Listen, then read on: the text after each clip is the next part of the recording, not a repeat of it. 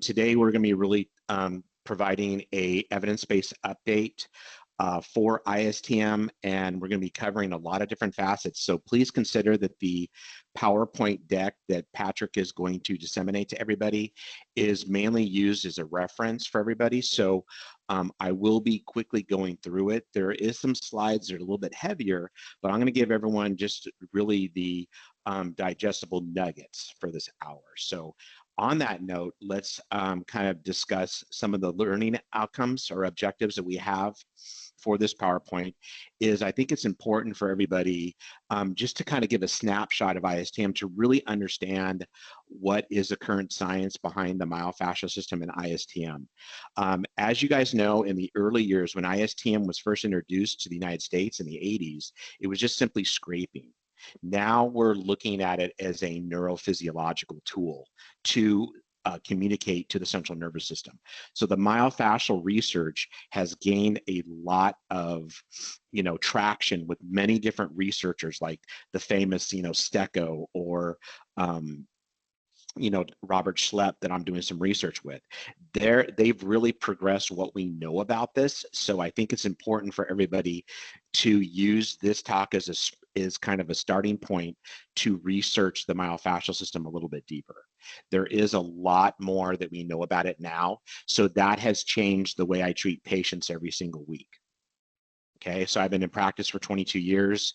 I've done all this stuff and been a researcher, but the more I learned about the system, the more also I don't know. So, so there's a lot to learn. So we're going to talk about the latest on that. We're also going to talk about the IASTM and some of the science behind the instruments. What we're doing in our research, we have 22 published manuscripts on IASTM, and we're constantly studying it. And again, I'm still learning myself as a clinician, so we're going to translate that for everybody. And then at the very end, we'll do the boring part, but important. We're going to cover the research. So we're going to give everyone kind of a snapshot within the next 45 minutes or so. So I'm going to try to go through nice and steadily, give everyone the most important points. I want you guys to write some notes if you can, especially the students. I'll leave it to your CIs to hopefully translate.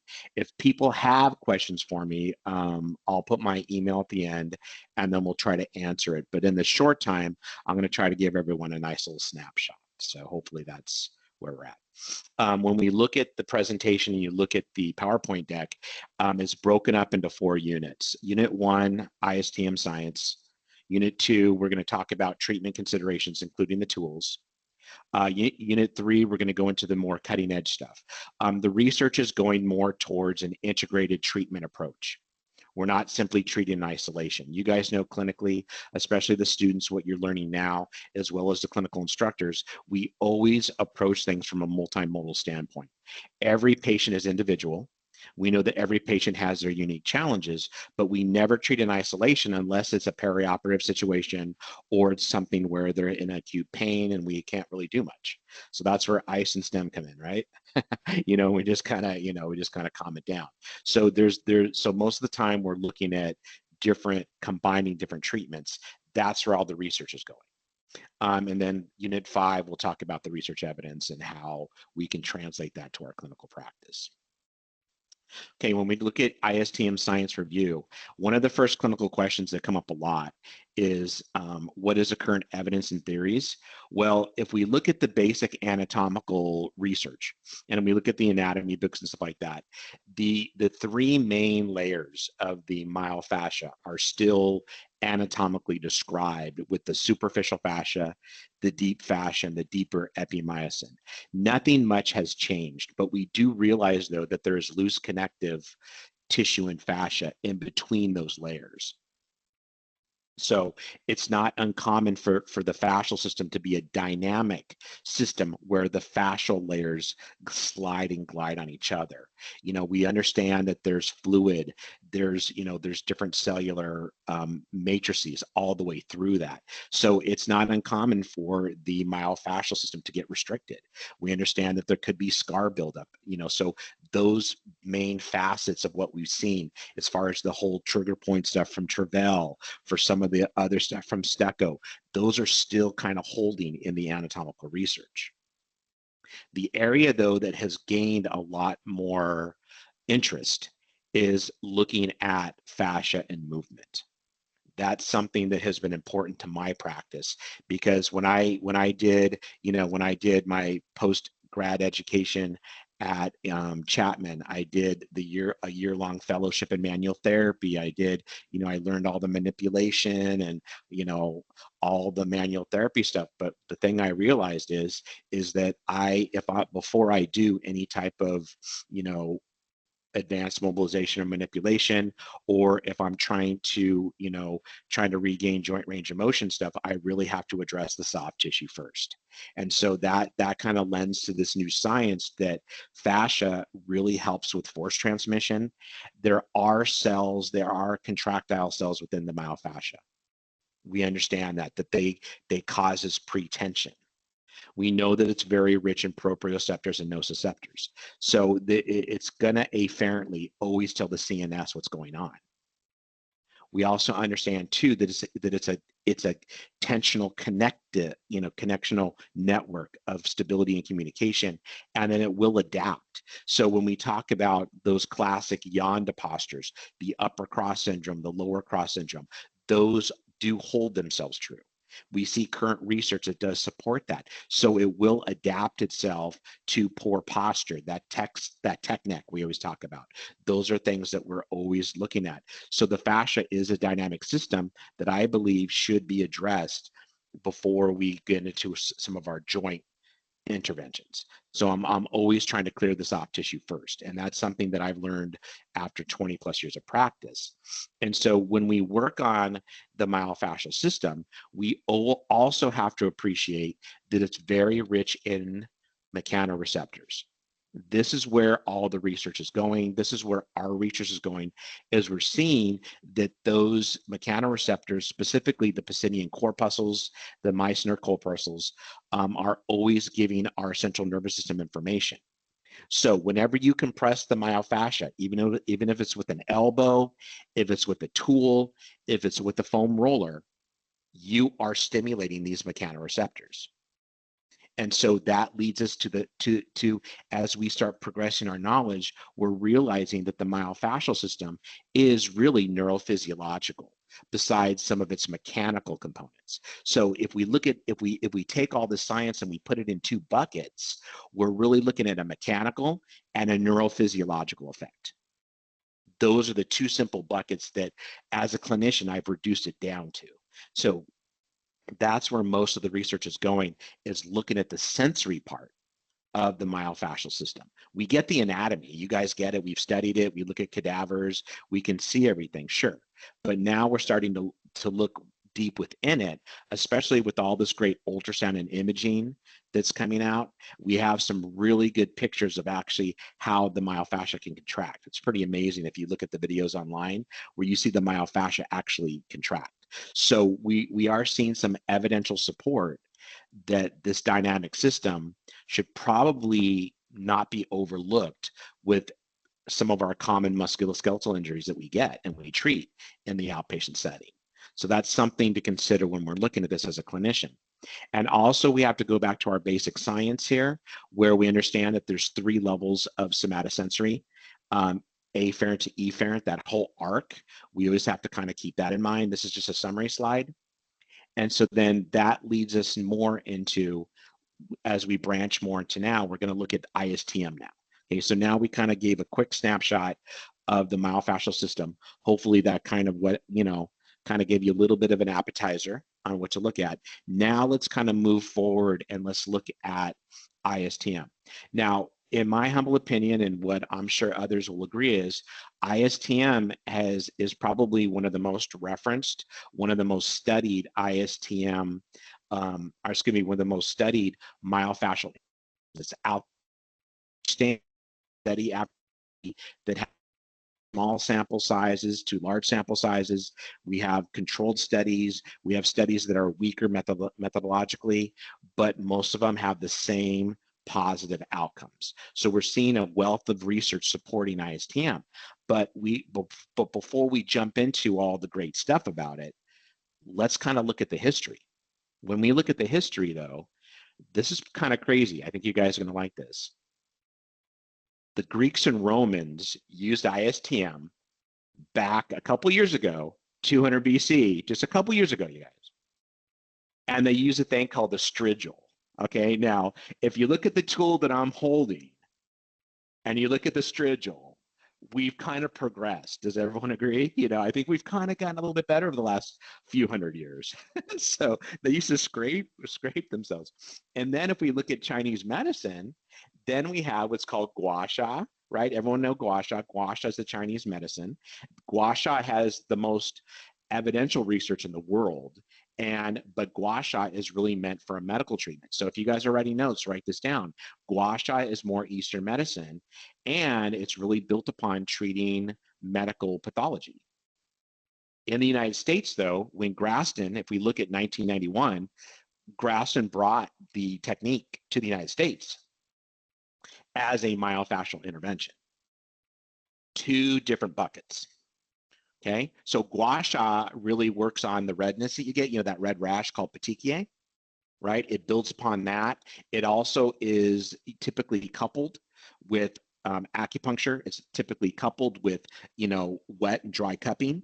And, you know, its whole thing is you could look at it from, you know, if you want to look at it in an energy standpoint, you know, the meridians of the body, really looking at the chi, really looking at taking stagnant blood and moving it out of the area. So there's a whole theory and philosophy that's grounded in thousands of years of documentation and treatment called gua sha.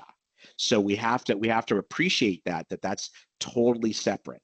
So if you do gua sha, you're practicing Eastern medicine. If you're using the same tools, doesn't matter. You can use a plastic tool, you can use a rolling pin, I don't care. But in the United States, we typically use it as a myofascial intervention. So we're trying to get something out of the myofascia. So Graston was the first company to introduce it in 91. And then as we fast forward till today, we understand that it's used worldwide. There's many manufacturers. And then obviously we have HawkGrips where we're going more cutting edge. We're pushing the envelope with our research. We're trying to understand that. And so when we look at the history of the research, and this is crazy, check this out. It wasn't until 1991 till that was the first Western study on it. It hasn't been that long. I mean, think about some of the other interventions like polio, where physical therapy actually started years ago, right? What about all the years of athletic training? And we could see that. I mean, you know, so those of you who are dual credentialed, those of you who are athletic trainers, physical therapists, and physical therapists, we have a long pedigree, but IASTM Western approach hasn't been that long, right?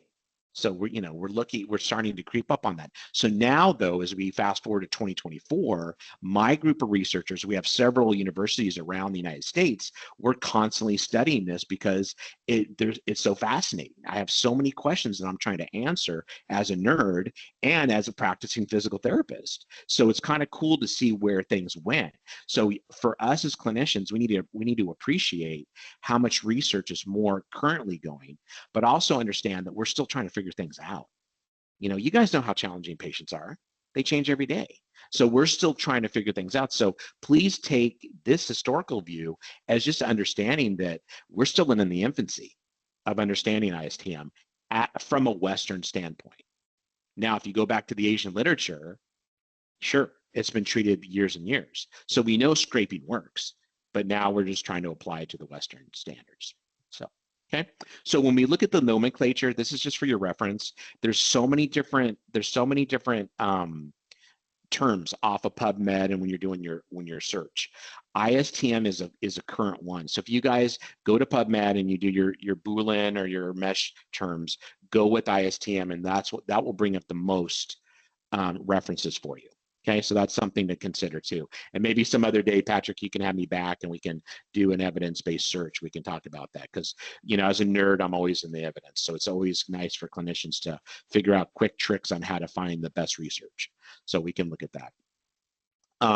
And so that leads to our next clinical question. What are the current scientific theories behind IASTM?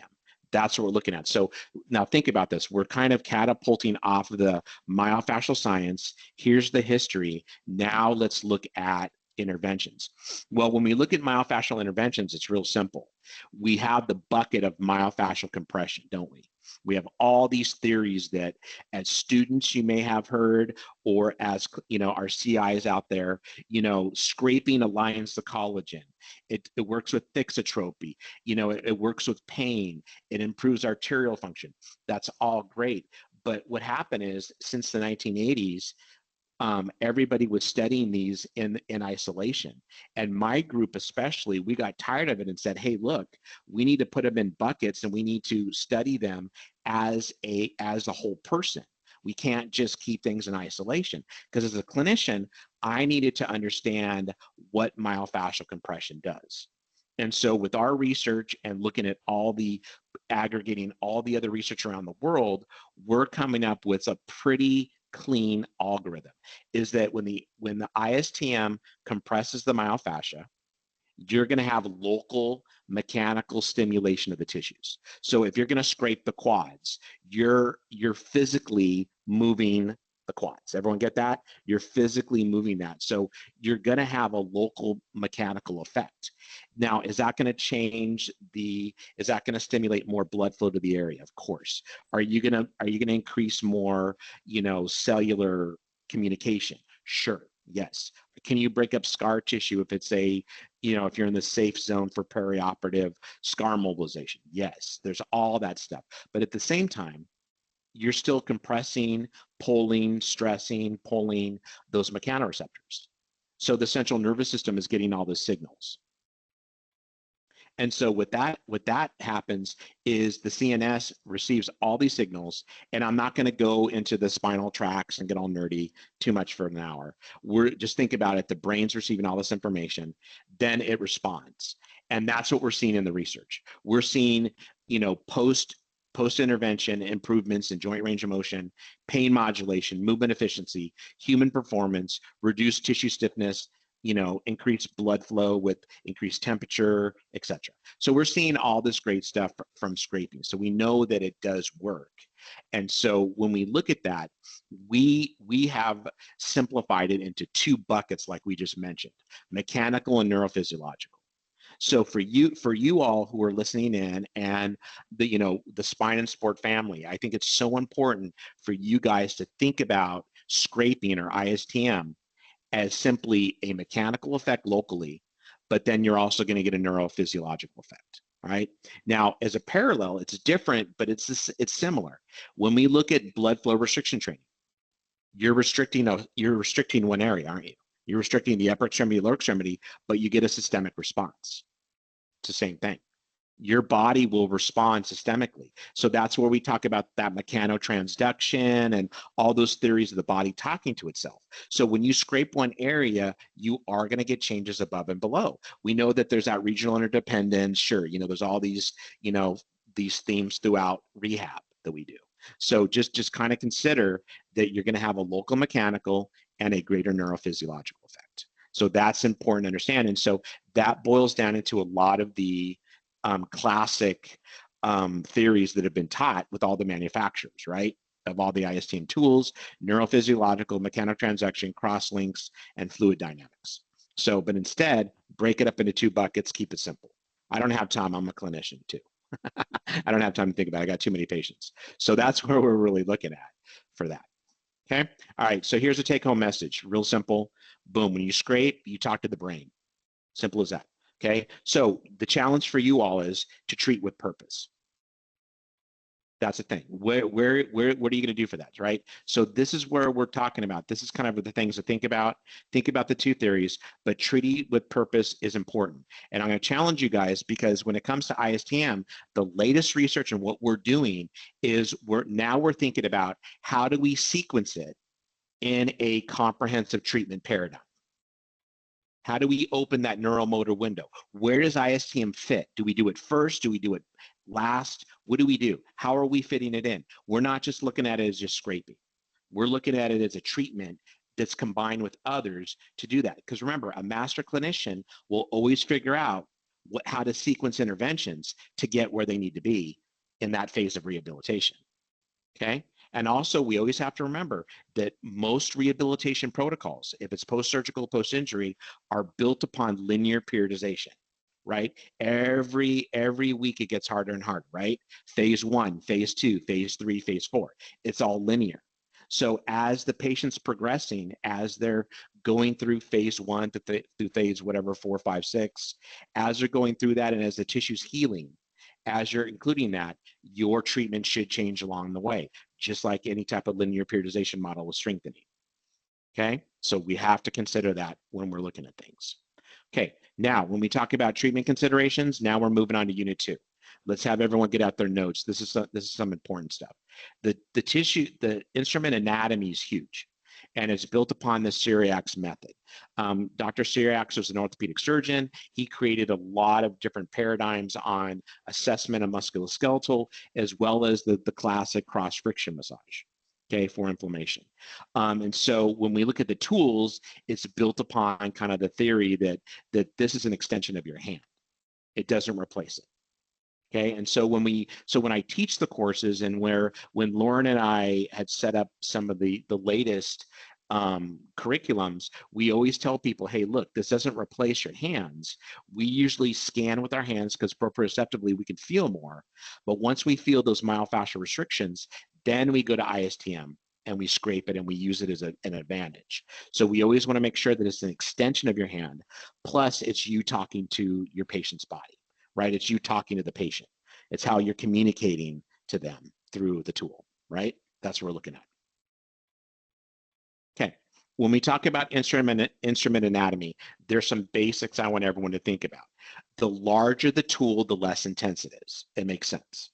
Okay, also too, when we look at the edge, the size of the edge, the larger the edge, right? It's less intense versus a very pointy edge here. Okay, so if you have a little pointy edge, it's going to hurt, but if you have a larger edge, it's smoother. Also, too, we need to look at the edge, the beveled edge angle. And this is what we go over in the level 1 HawkGrips, is we really have everyone practice the difference between the convex edge versus the concave edge. Okay, so a typical progression that we teach is you start with a concave edge, nice and soft, light angle, and then you progress to the convex edge. Okay, we kind of teach that. And so the edge of your instruments is huge because that makes a difference, and that will determine the patient's response. Now, many times I've gotten referrals from other doctors in the area who are very familiar with IASTM. Our medical doctors know, they get it done themselves. And I've had patients who have had bad experiences where the clinician went too hard. You know, they went too aggressive with it and they bruised them. They created too much petechia. We're moving away from that. Okay, so the tools should be done lightly in the beginning and progressed accordingly. That's one thing that we're looking at. So the edge, the size does make a difference. That's why we want people, especially here with Spine and Sport, we want you guys to go through the training with us or wherever, and make sure that you guys understand the tools, practice it for a while, then introduce it into your practice. You never want to take a weekend course and all of a sudden you're an expert. That doesn't happen unless you're with the movie The Matrix, right? Remember Neo? He plugged it in and he's an expert. You know, we just don't have that. You have to play with it a little bit and get to know the tools. And so other things to consider is also, the beveled edges. We talked about that. And also we have to look at the edge radius. There's some tools that are sharper than others. The edge here is much sharper than the other. And so we could see with these pictures, the edge radius does make a difference. It does increase the signal coming through. We can look at the bevel. We could see with the bevel up or the bevel down, that does make a difference. Okay, now I don't have time to get into all the specifics and practice it, but again, these are all techniques that you can use because you want the patient to be comfortable with it. When we look at all the HawkGrips tools, you can see if we look at all how many different tools. I have what's called the gold the gold set that has most of these tools. But when I'm out in the field, I use a simple tool that has multiple edges, kind of like the one Patrick was using. That's the one I use, especially if I'm functioning as an athletic trainer. So if I'm, at my university, I'm in the training room a couple days a week, and I'm not doing my PT stuff. But if I'm a PT and I'm still doing my concierge, then I bring it with me too. So it all depends on what is affordable and what you guys can do. So now on that note, looking at the anatomy of the tools, just remember there's different shaped tools that create a different stimulus. When we look at treatment variables, that's where the stimulus is amplified. So you can amplify the stimulus of the tool by going faster or even going slower, going longer. So what we talk about in level 1 is the length of the stroke. If you're going to do the quadriceps, I break it up into two 50% areas. Because if I'm scraping a bunch of land, right? Like if I have my basketball players, I got the back 40, man. I got a lot of land I got to scrape. I'm breaking up into chunks. If you start scraping all the way up and down, it's going to create some discomfort. So we have to understand that the length of the stroke and also what the target tissue is. So think about it, if the target tissue, if you have it slacked, the tool, it's going to be softer, so the tool's going to penetrate deeper. If you tension it, that's going to make it tighter, and it's going to create a more intense intervention that also could bruise quicker. So again, that's in level 2. We get into these advanced paradigms. But also, I want to challenge everybody here just to think about this. Even our CIs, if you do scraping and you do scraping with movement, you've actually amplified the stimulus to the central nervous system by tenfold, because now you have joint mechanoreceptors turning on. Also, you just took advantage of reciprocal inhibition. Right? So in the level 2, we start using more of our physiology, and we start saying, hey, look, if you want to amplify the stimulus, you introduce joint movement, and we call it patient interaction. So we could see that there's different ways of doing things. It's not just a passive scraping. Maybe you do that in the beginning, but I'm always actively moving because I want the patient to do the work, right? Yeah, my hands get tired after the whole day. So, so we want patient interaction. And so on that note, we teach 7 different strokes, okay? So, and this is what we're looking at here. And again, there's different types. We just didn't have enough time because we're doing an evidence-based review today. We didn't have enough time to cover these, but this is what we do in our classes. We cover the strokes. We have you practice basically on the whole body so you guys get familiar with it. Then we send you off for a while to go try. Then those clinicians who want to go to the next level, we have a level 2 where we get into more prescriptive. We do case studies and we start digging deeper, right? But the first thing is for you guys to get comfortable with your tools. That's kind of the key thing. And so just kind of keep in mind that we have, bevels down, bevels up. It's kind of the summary. Also keep in mind too, this makes a huge difference. It's almost like a snowplow, the angle of the tool. The angle of the tool should generally be 30 to 45 degrees. If it goes higher, it's going to be more aggressive. It's going to dig deeper. So it should be a soft thing. There should be plenty of, you should grease up that skin, man. There should be plenty of emollient. We need to make sure that you should always check with your patients with precautions, right? Do they have any allergies to lotion? Do they have allergies to metalloids? Do they have allergies to anything, right? Scraping or tolerance. So these are the things that we have to quickly check and get that verbal consent before we treat. Always, always, always. Okay. And so so for that, we gave everyone here a reminder. Make sure you guys, after this class, give yourself a tattoo. Right? Okay, so when we look at tattoo, it's a great, easy mnemonic to think about. Tool type and stroke, angle and bevel, tempo, target treatment, observe patient response, objective post-treatment assessment. That sound good? So that's how we give everyone a tattoo.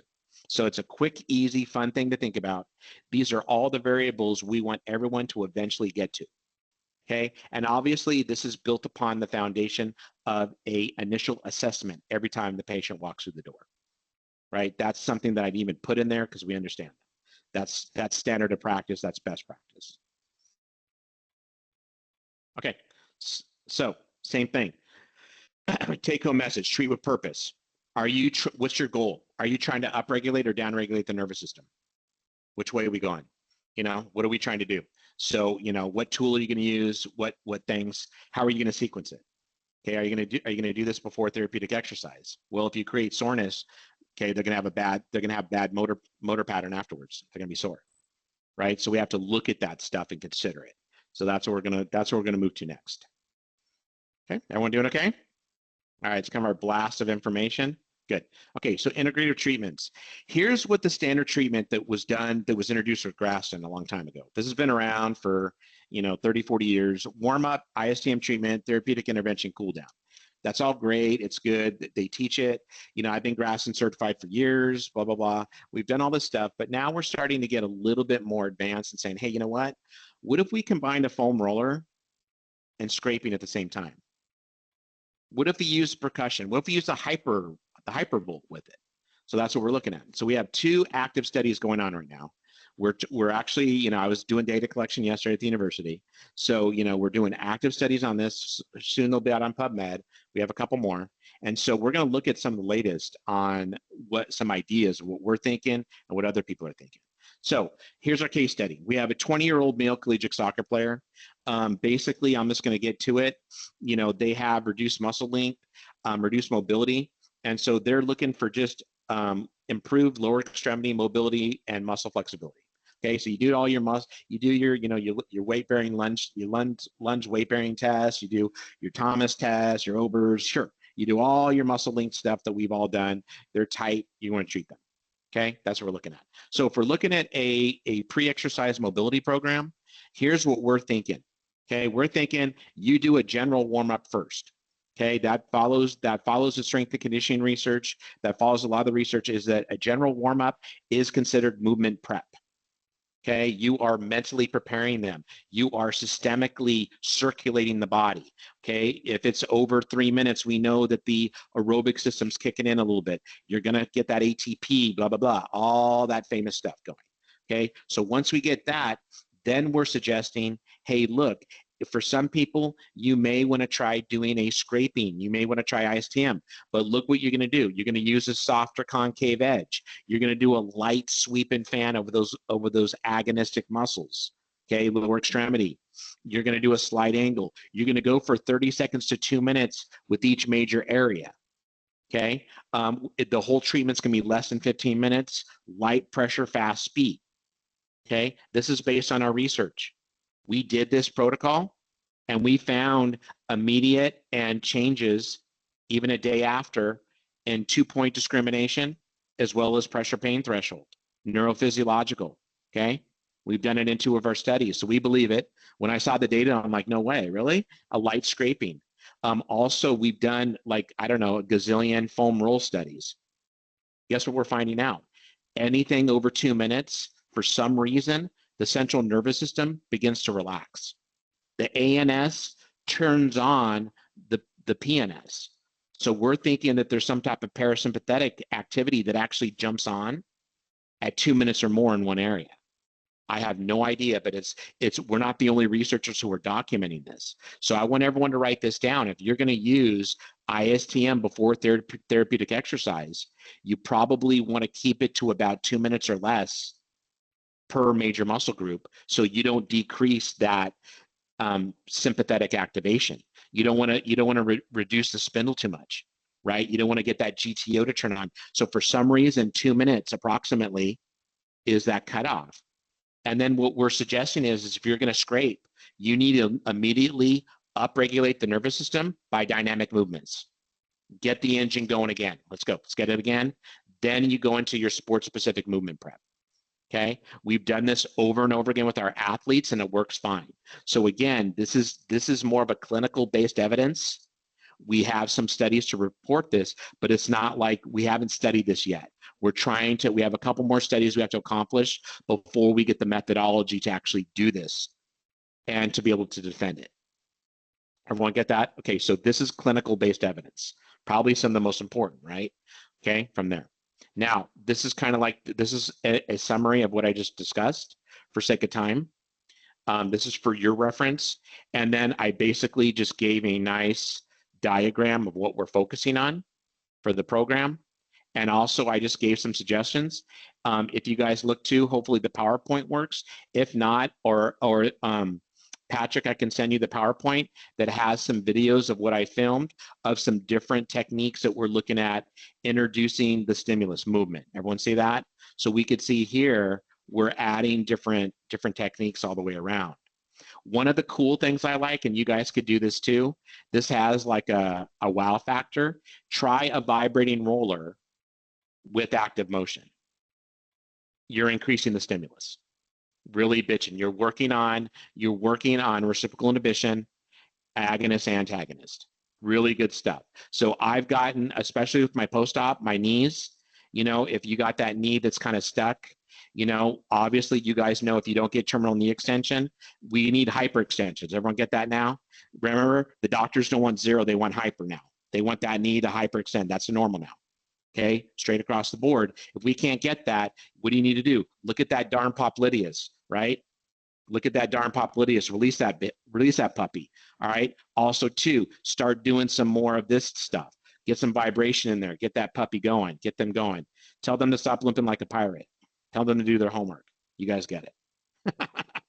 Right? That's my life. You guys get it? I do a ton of post-op, man. It's like, you know, I should have a recording. You guys agree? Just have them watch the iPad, you know, for 10 minutes at the beginning of every session. Oh my gosh. So yeah, you guys are getting it. And then you can do this. Here's another one. If you look at the video up here, here's a closed chain lunge with the hypervolt, right? So, you know, there's a lot of cool ideas that we play with.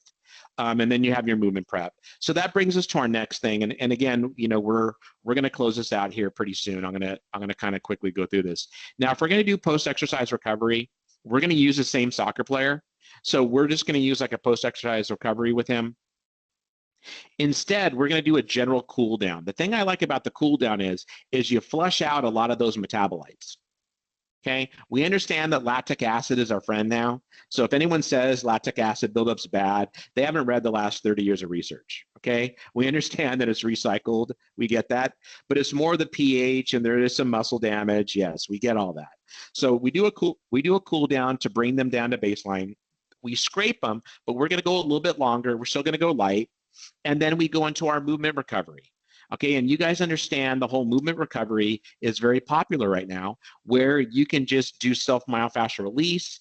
You can go into stretching. If you guys have the Normatex, you can do your pneumatic compression. You can do the cold plunge. Sure, you can do whatever. Okay, and then I'm old school. And again, I teach exercise physiology. I get it, blah blah blah. But I still throw my athletes a nice shake within 30 minutes so that they can get some protein. I'm sorry, I'm one of those old school people. The latest research is you can wait 4 hours. No, go drink, you know? And so we understand cold liquids. I like the Fairlight, you know, the 150 calorie, 30 gram chocolate milk. They dig it. So we have that in the fridge. We throw it to our athletes. Great. You know, that's part of their thing. So I'm more old school. And then also to push your athletes to make sure that they sleep 7 to 9 hours or more. Good luck. I know, good luck, you know, but that's something that we do, or even our patients, you know, we have those weekend warriors who are always psycho about working out. So we get that. So again, here's just kind of a summary of what we talked about for your reference. Again, we go through, and again, here's some more techniques. Here's the contract relax here that I like. You can see that, and then we scrape. So we're using PNF with scraping, right? This is a cool one, agonist. We can get into that. Also, too, look how I'm using cupping. I'm pulling the myofascia cranially, and I'm scraping caudally on the video. Okay, look at the gastroc soleus, look at the plantar flexors. You see how I'm pulling the fascia? Fantastic. I love that. And again, I'll send Patrick you guys, everyone can have this PowerPoint. Use it as you like, because you guys know as well as I do, plagiarism is the highest form of flattery. Thank you. So please plagiarize. You guys can do whatever you want. I'm just kidding. As you can tell, I'm not a teacher today. So yeah, so you guys can do that. But you can see there's a lot of kind of cool techniques we're using. And then here's another one with the foam roller, tissue flossing. We have a systematic review coming out on tissue flossing. That's something we can do. And then here's another one, is I like to do a vibrating roller you can use complementary stuff. So there's just a lot of ideas in here for the clinician. Move on. And then the last kind of is more of a general kind of neuromuscular rehab. This is more of your kind of your Swiss Army knife, right? Kind of the Swiss Army knife of doing things. So this can go anywhere. We gave you all the case study of the grade 1 hamstring. You know, he pulled a hamstring 5 days ago. He's subacute, so he's ready to get treatment. So we can sequence this any way we want, but we can see here too, we're still gonna do the warm up. We're gonna do our therapeutic intervention. We're either gonna scrape before or after, depends on where you're at. Also too, it is pretty safe to scrape around a surgical site, but I usually go 4 to 6 inches above or below to increase blood flow. Everyone see that? And until those surgical portals are closed, and until they see the surgeon, typically in my area, Southern California, until they see like the Curl and Joe dudes that I work with a lot, until they see them, and those things are closed, then I don't really scrape around it. I do some indirect myofascial techniques. Okay, I do a lot of mobilization with movement, a lot of mulligan, you know, so I'll do my other manual stuff. But when it comes to directly scraping that, I wait till everything's closed up. So that's just kind of a thing. So you can sequence this any way you want. I call this kind of the Swiss Army knife of our general template, besides our warm up and our cool down. And so you can see here too that these are just more of a, you know, combined stuff. Now also too, what I found too is when I scrape along a nerve path, like let's say the sciatic, if I go from the sciatic notch all the way down to the, you know, sural, you know, the split off to the sural, all the way down to the calf, I'll scrape first and then I'll do my neurodynamics. Try it. Challenge yourself. Or sometimes if I'm going to go more advanced neurodynamic treatment, I'm going to get them prone and I'm going to put their foot on the ground and I'm going to tension, I'm going to actually do a, you know, they're going to be prone with one leg all the way off. I'm going to raise the table up. I'm going to tension the sciatic nerve and then scrape.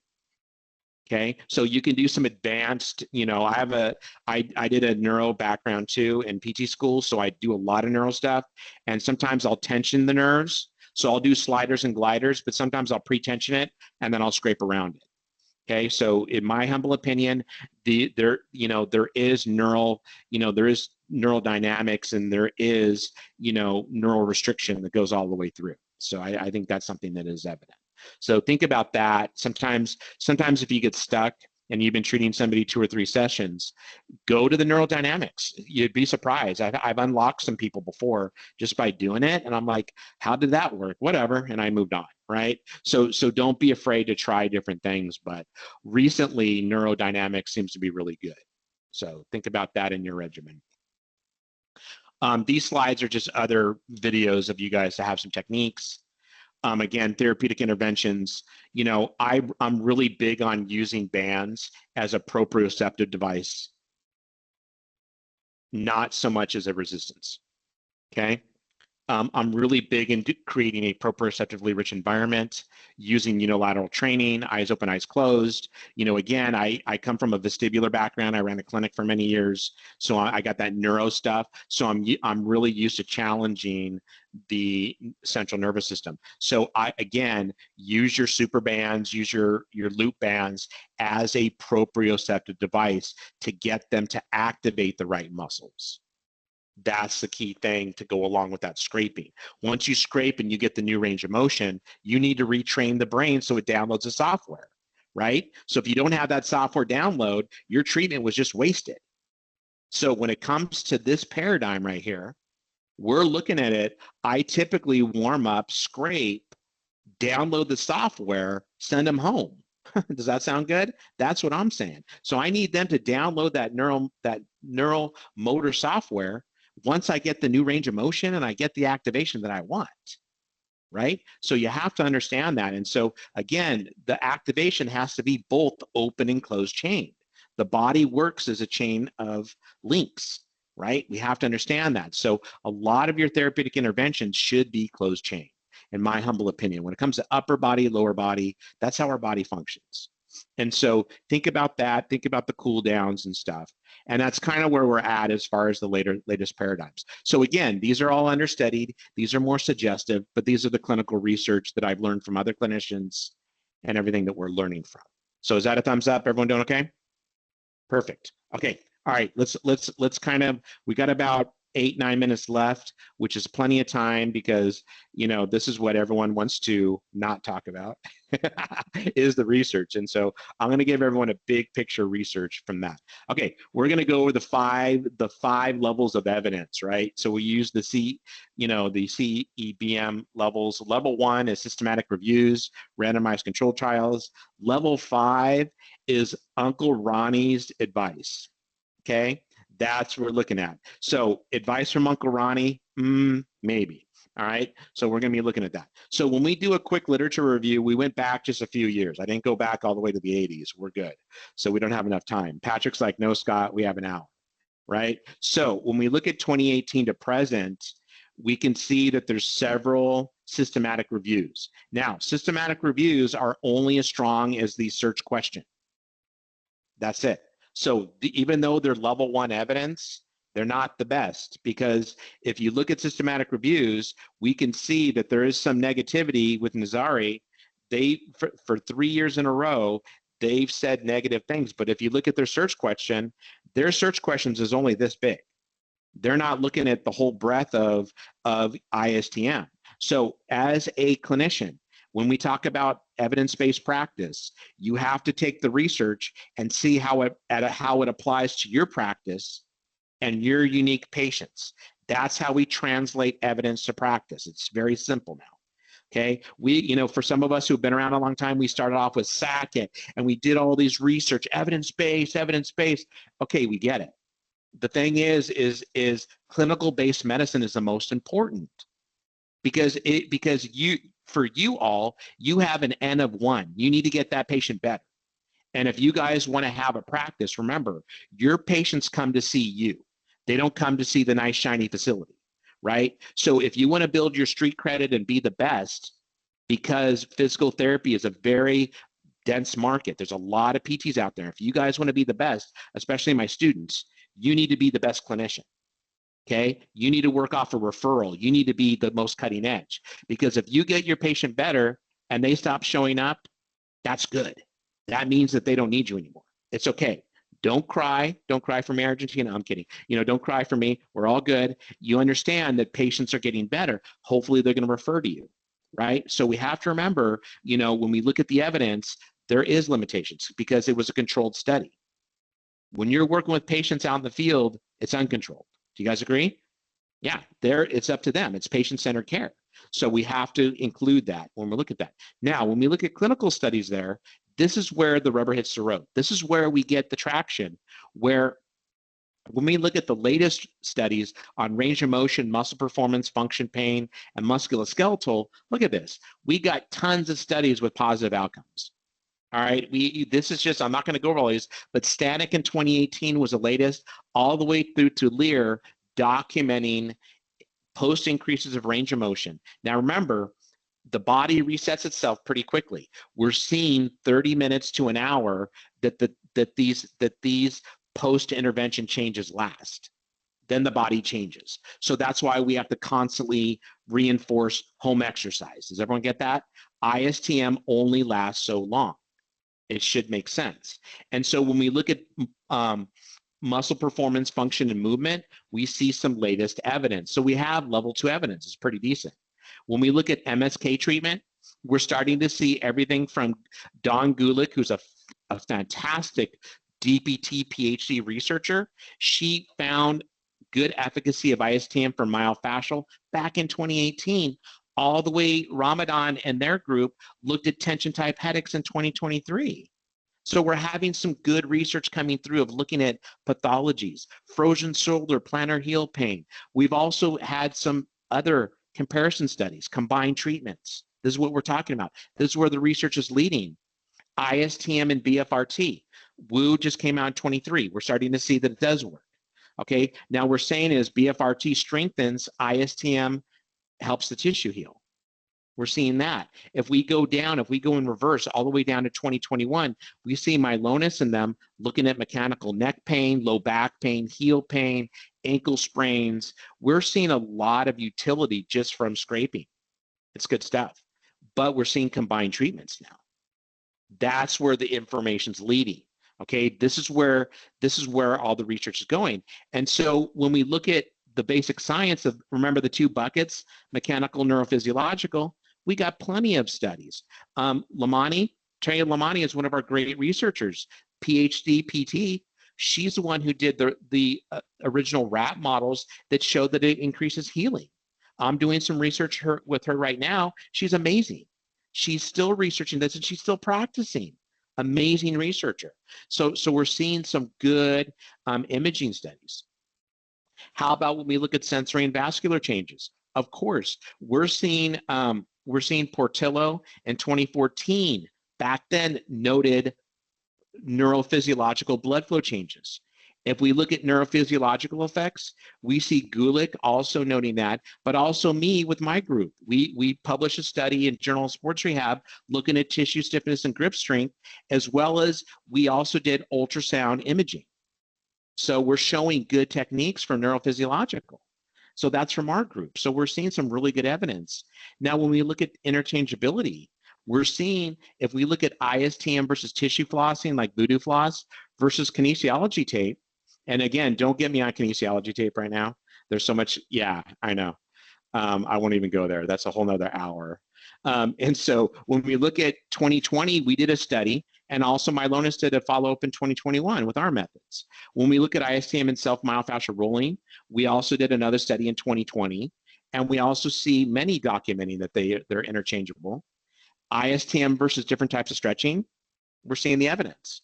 So again, this is all from 2018. We're looking at a little bit of pre-pandemic to now. Okay, remember, there's going to be a 2 or 3 year gap because of the pandemic. We're not getting a ton of research. Now we're getting it in. When we look at typical therapeutic massage, we're seeing a crossover. ISTM and exercise. Boston and them in 23, great study. We're looking at muscle release technique. How about the shockwave therapy? Shem Seldine and them did a good study in 23 that showed that they both had equal. So you can shock somebody or you don't have to. Shock or scrape. Shock or scrape. Tough one, huh? No, I'm kidding. So yeah, so we're starting to see that. So we're seeing a lot of cool stuff come through. So we have a lot of these complementary interventions, everybody. So we're looking at interchangeability. That's where we're going. So I want you guys as clinicians, especially our students, come on, we got to break the chain of doing the same thing, the same routine to get through the day. I get it. I've been there.